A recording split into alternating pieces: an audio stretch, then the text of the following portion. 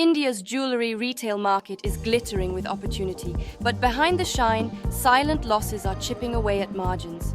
Grams disappear, rupees slip, and most leaders never see it coming. 7.8 grams in repair, 6.9 grams returned. No one notices. We see this story repeat across showrooms, across cities. Ledgers look clean. Shelves tell a different story. Stock on paper, gone in store.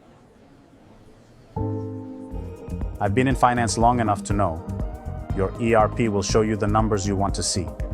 But I'm interested in the numbers that aren't there.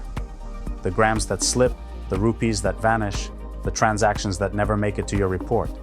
Those are what sink margins. Your ERP shows all green, while losses drip away. I've reviewed countless repair logs and vendor reconciliations.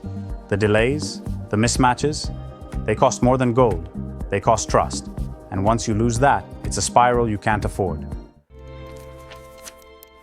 Manual repair logs pile up, billing delays, bad reviews. India's top jewellery brands trust ProGoXperts to protect every gram and every rupee before it's too late. What are you waiting for? Let's talk real automation, not just reports that look clean.